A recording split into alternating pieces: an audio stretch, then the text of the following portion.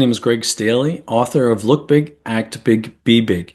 I've created this philosophy to help you improve yourself or your business in order to achieve the growth that you desire. Throughout my process, which is pretty simple, it's a basic philosophy that just helps you identify the blocks that are preventing your further ability to grow in whatever capacity that may be.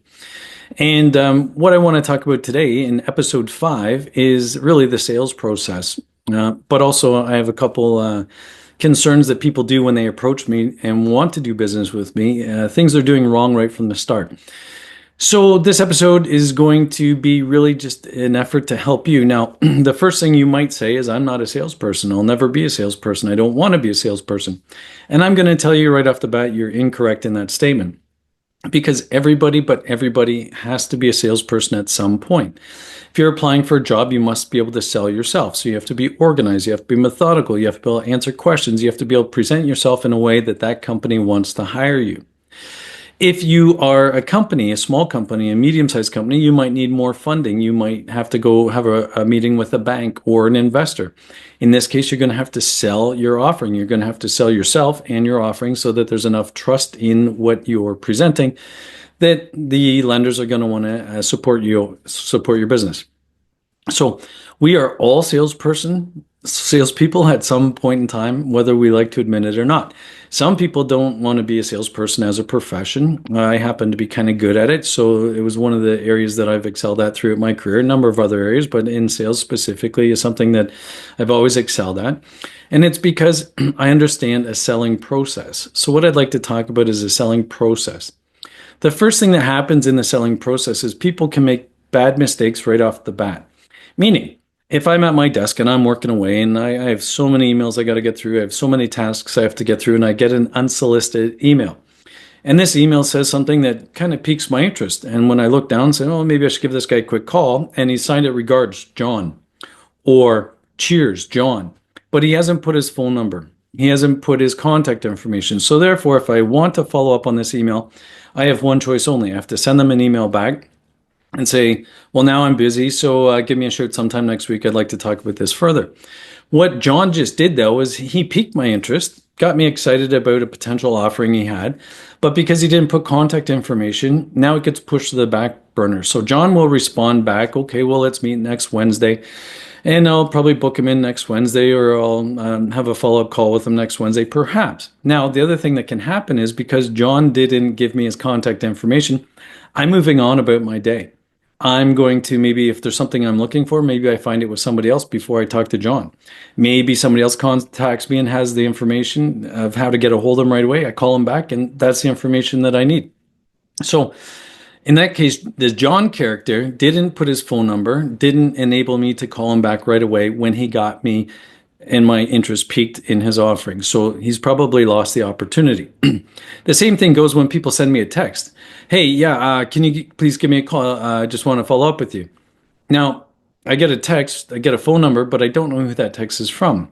Now, chances are I don't like you enough or know you enough that I actually cared enough to put you into my contact list or put you into my phone. So if you send an unsolicited text like that, I could think it's spam or anything else, and I may or may not ignore it. But if you put, your text and say, this is Greg Staley from Look Big, Act Big, Be Big, can you give me a call back? Now I have an understanding of who just sent that text. Chances are, because it's me, you're going to call back. Anyway, so those are two things that if you're soliciting business or sending out communications, make sure you put your signature, make sure you identify who you are and how to get a hold of you in every single communication you do, because if you don't, you're going to lose opportunities, I promise. The next thing I'd like to talk about is the sales process. A lot of people don't understand actually how to sell something. So if we were to look at a car, for example, they go, well, it's red and it's got 4 tires and it's got a new bumper and it's got an exhaust and and who cares? Those are all the features that I can plainly see with my own eyes. What we need to do when we do the selling process is we need to understand what our buyer is actually looking for, what our buyer wants. And when we can do this, now we can tailor what we're going to say to our buyer. So there's a number of different steps, and I'm going to put them up on my screen as I go. The first one is to really greet and collect information. This is a fact-finding part of your presentation where you want to introduce yourself. I always say, if you're going into an office, take a good look around the office. If you see pictures of the person's family facing out, that means that they're family orientated and they want to actually talk about their family. They're the type of person that wants a relationship with you. They want an open and transparent relationship. So they're going to not want you to get right into business. They're going to want to social a little bit before they get into business. If they have pictures of their family, but they're turned towards them, well, what that means is they're still very family oriented, but they're not necessarily wanting to share it with the world. So their morals are still very high. They're very family oriented. You're still going to want to spend some time talking about generalities before you get into business because they still want to get to know you, even though they're probably not going to share a lot. If you go into an office and the desk is spotless, there's no pictures on the wall, this person just means business. They don't want to do any small talk whatsoever. They want to get right down to the nuts and bolts of whatever you're there for. So you got to be respectful of their time, and you got to get right to the point in this case with this type of person. So that's just a couple little hints of how you size up who you're talking to when you walk into an office to do a presentation. So the first step is greet and collect the information. So collecting the information is just subliminally, who is this person? I'm going to know that just as soon as I walk in their office, I'll be able to tell. The next thing I'm going to want to do is tailor the opening of my presentation towards that person. So let's assume it's a family-oriented type person. I'm going to ask them how they're doing. Is that your wife and kids up there? Oh, yeah. How long have you been together? How old are your kids? Little general type questions just to kind of get to know each other.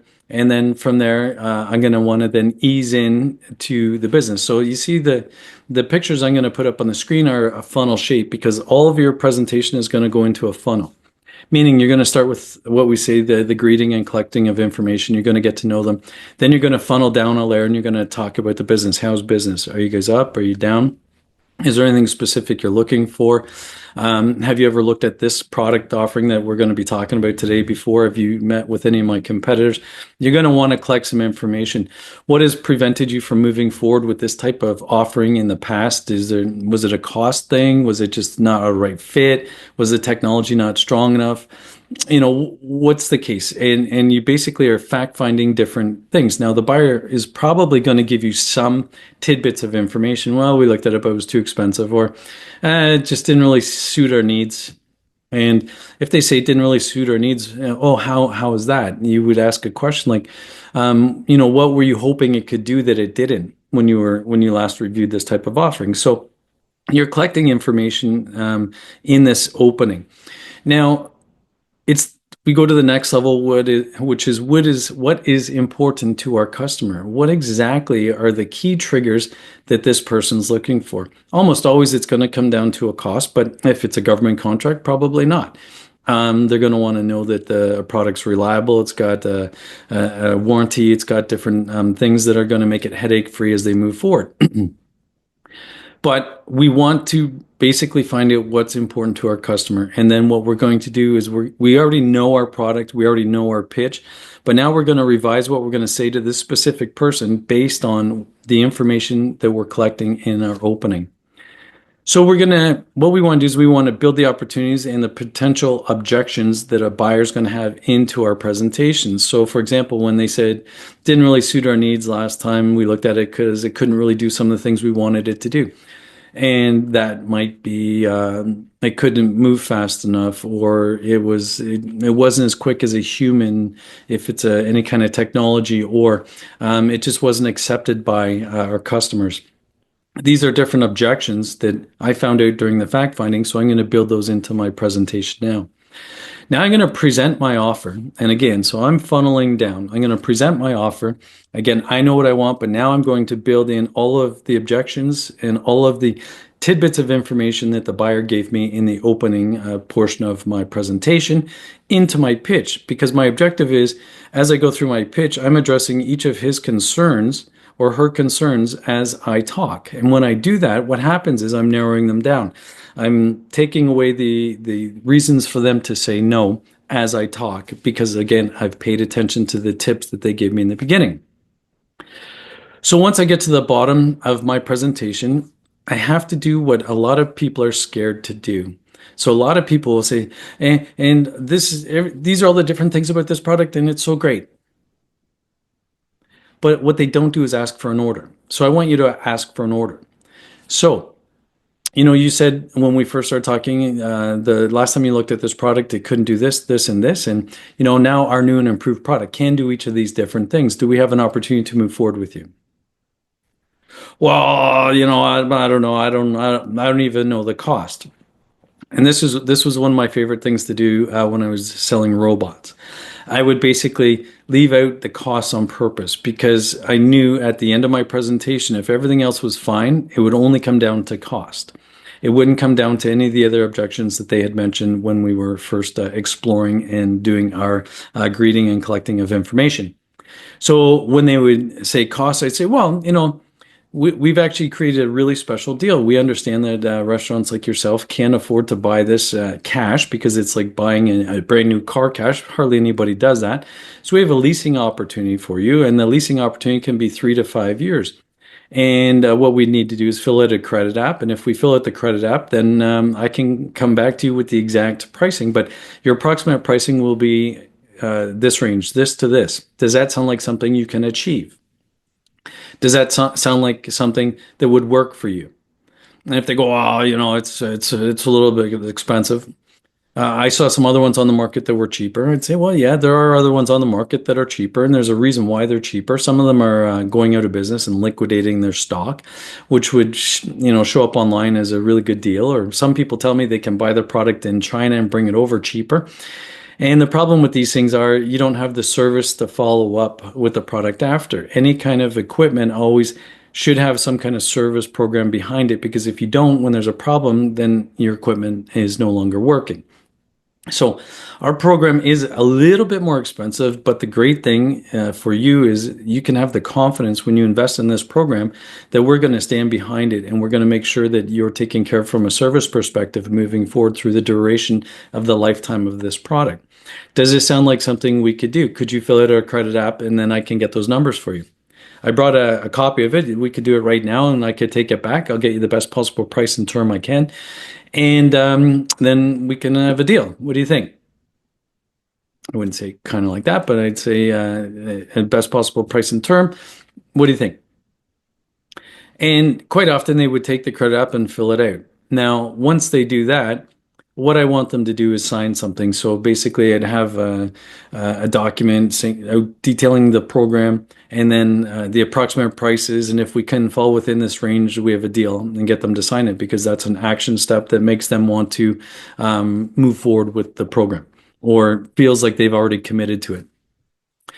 Now, if they say, well, I'm still not sure. I gotta think about it. Then what I'm going to say is, obviously, if you have to think about it, there's still something that you're quite sure about or you're concerned about. What is it that is still you're not sure about? And once they share that, if you have the ability to overcome that objection, overcome the objection, and then what you do is you close again. So if we can come in this price range and we can resolve that other issue, do we have a deal today? And I'll put my hand out and shake their hand and try and get them to commit that they're closed. Now, this is kind of the sales process. And the difference between what I do and what people that actually don't sell a lot do is, again, they focus on all the features of the product, but not how the product features apply to the customer. So what you want to do is you want to say, the product can do this, and then in your mind say, so what? And then, so what that means to you is you're going to have more efficiencies within your operation by inserting this technology. The pricing is a little bit higher versus some of the competition. So what? Well, so what that means to you is good news, because you're also going to get the service behind that product for the duration of the life of the product. Where some of these other products, they're just liquidating. If you have a problem, they're going to say, well, I'm not in that business anymore. If you bring it in from China, I've seen places that haven't even been able to set these things up because they don't know how once they get here. So you really want to have the comfort when you're moving forward with technology of knowing we're standing behind you, and we will stand behind you and make sure that if there's any problems, we'll get on it quickly. So Each time you say a feature of a product, you should say, so what? So before, when I talked about the car with four wheels, well, these are not only four wheels, they're four brand new wheels. What that means, so what, is these, you're going to get 3 years at least out of these tires with no problems because they're brand new, fully treaded, top of line tires. The fact that the car is red, well, that's going to make you stand out a little bit. And, from what we're talking about, one of the things you want to do is you want something a little bit flashy so you feel good as you're driving it. And this is the type of automobile that's going to make you feel good because it's got the right color, it's a nice, vibrant color, and you're going to feel good every time you get in this car to go for a drive. So anytime you say a feature, you have to say, so what, and make that feature then apply to the person's business. This is the sales process, and the sales process is not hard once you've done it a few times and once you get your mind wrapped around it. Now, I'm an ethical salesperson. I will never sell something I don't believe in, and I hate the reputation of the scammers and the people that try and get you online and sell you stuff, and it's so good. It's too good to be true. That type of stuff makes me sick, just like I'm sure it does you. So when you're selling, make sure you're always ethical. Make sure you sell good, solid, quality products or offerings so that people want to continue to work with you and continue to support your offerings. When you do this, they'll keep coming back and your business will continue to grow. You'll also then get referrals. Those people will tell other people about this product, and this guy that helped me out and got this product, he put it in at a fair price. It was seamless. It was beautiful for my business. Everything's going great. I love this company. So that's a positive review, a positive Google review, and those are the things we want as well. So my name is Greg Staley, and I am the author of Look Big, Act Big, Be Big. And my only goal is to help you build your business.